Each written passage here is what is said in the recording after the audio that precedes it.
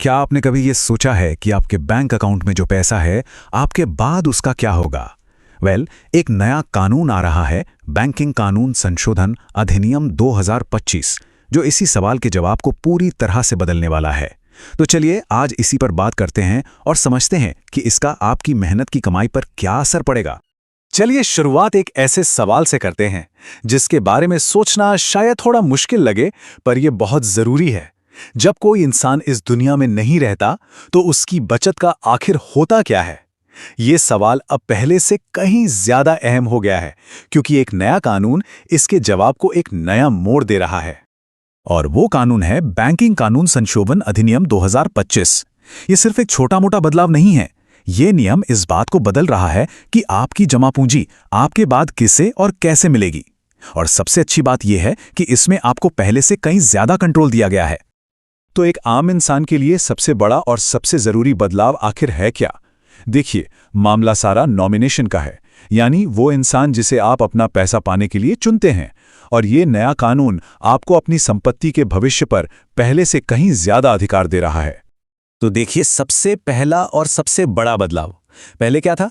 आप हर bank account के लिए सिर्फ एक ही इंसान को नॉमिनी बना सकते थे, लेकिन अब यह संख्या बढ़कर 4 हो गई है। हाँ, बिल्कुल सही सुना आपने, 1 से सीधे 4। ये सुनने में छोटा लगता है, पर परिवारों के लिए ये बहुत बड़ा अंतर ला सकता है, खासकर तब जब कई लोगों का ख्याल रखना हो। लेकिन रुकिए, बात सिर्फ गिनती बढ़ाने की नहीं है। ये कानून नॉमिनेशन के 2 बहुत ही कमाल के और नए तरीके लेकर आया है। एक है सक्सेसिव नॉमिनेशन और दूसरा है साइमल्टेनियस नॉमिनेशन। चलिए एक एक करके समझते हैं कि ये दोनों कैसे काम करते हैं।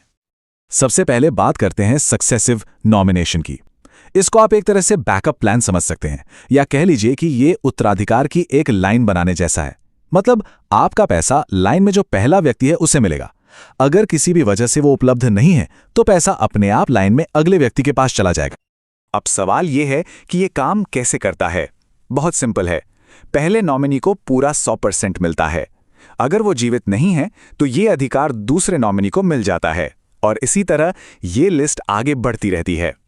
इससे ये सुनिश्चित होता है कि आपकी संपत्ति हमेशा किसी सुरक्षित हाथ में जाए, बिना किसी कानूनी झंझट के। अब आते हैं दूसरे ऑप्शन पर, साइमल्टेनियस नॉमिनेशन। अगर सक्सेसिव नॉमिनेशन एक बैकअप प्लान की तरह है तो ये एक केक को अपनी मर्जी के हिसाब से अलग अलग हिस्सों में काटने जैसा है।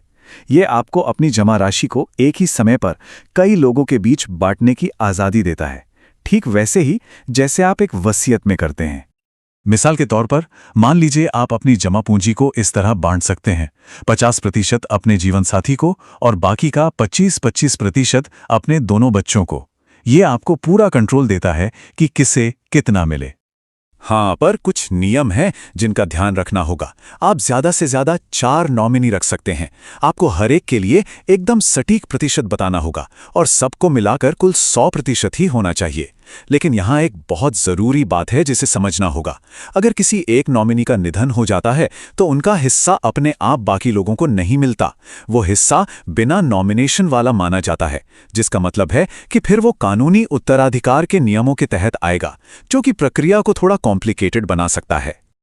ठीक है, तो अब तक हमने पर्सनल प्लानिंग की बात की, लेकिन उस पैसे का क्या जो सालों से बैंकों में पड़ा है और जिस पर कोई दावा ही नहीं कर रहा? ये एक बहुत बड़ी समस्या है, और अच्छी बात यह है कि ये कानून इसका भी एक समाधान लेकर आया है। ये नंबर याद रखिएगा, 7 साल। ये एक बहुत ही महत्वपूर्ण टाइम फ्रेम है। तो होता यह है कि 7 साल तक अगर किसी पैसे पर कोई दावा नहीं किया जाता, चाहे वो डिविडेंड हो, शेयर्स हो या कोई और फंड, तो उसे एक सेंट्रल फंड में ट्रांसफर कर दिया जाता है। ये एक तरह से उस पैसे को सुरक्षित रखने का तरीका है, ताकि वो सिस्टम में कहीं खो ना जाए। इस सेंट्रल फंड का एक खास नाम भी है, निवेशक शिक्षा और संरक्षण कोष। और जैसा कि नाम से ही पता चलता है, इसका मकसद सिर्फ पैसे को संभालना नहीं है, बल्कि निवेशकों को उनके अधिकारों के बारे में शिक्षित करना भी है। तो क्या इसका मतलब यह है कि पैसा हमेशा के लिए चला गया? बिल्कुल नहीं। कानून में यह साफ लिखा है कि असली हकदार कभी भी इस फंड से अपने पैसे या शेयर्स का दावा कर सकता है। ये एक बहुत ही जरूरी सेफ्टी नेट है जो ये पक्का करता है कि मेहनत की कमाई सही मालिक तक जरूर पहुंचे। चलिए अब जरा पर्दे के पीछे चलते हैं और कुछ ऐसे बदलावों पर नजर डालते हैं जो शायद थोड़े टेक्निकल लगें, लेकिन ये पूरे बैंकिंग सिस्टम को हम सभी के लिए बेहतर बनाने में मदद करते हैं।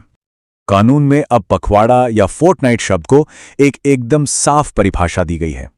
अब से इसका एक ही सीधा साधा मतलब होगा महीने की पहली से 15 तारीख और 16 तारीख से महीने का आखिरी दिन। ये छोटी सी परिभाषा एक बहुत बड़ी एकरूपता लाती है। तो असल में इसका मतलब क्या है? पहले बैंक हर दूसरे शुक्रवार को रिपोर्ट करते थे, जो कि एक बदलती हुई तारीख हुआ करती थी। अब वे हर महीने की 15 तारीख और महीने के आखिर में रिपोर्ट करते हैं। ये एक उलझे हुए शेड्यूल से एक फिक्स्ड कैलेंडर पर आने जैसा है। तो यहाँ सबसे जरूरी बात यह है कि इस एक रूपता से काम करने में आसानी होती है और सिस्टम ज्यादा कुशल बनता है। जब हर कोई एक ही घड़ी पर काम कर रहा होता है तो पूरा सिस्टम बेहतर और तेजी से काम करता है। तो अब तक हमने काफी कुछ समझ लिया है। अब इन सभी जानकारियों को एक साथ लाते हैं और देखते हैं कि इस सब का मतलब क्या है और इसके आधार पर क्या ठोस कदम उठाए जा सकते हैं। तो अब क्या किया जा सकता है?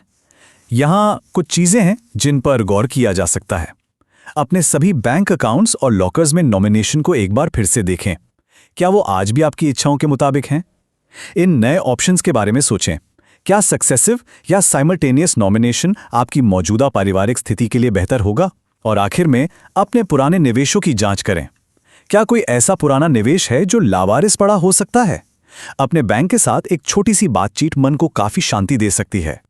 और अंत में बस एक सवाल, कानून बदलते रहते हैं और हमारी जिंदगी भी। यह नया अधिनियम हमें याद दिलाता है कि हमारी फाइनेंशियल प्लानिंग पत्थर की लकीर नहीं होनी चाहिए। तो आज रुक कर खुद से पूछने का एक अच्छा दिन है, क्या आपकी योजना अभी भी आपके और आपके परिवार के लिए काम कर रही है? इस पर जरूर सोचिएगा। हमारे साथ जुड़ने के लिए धन्यवाद।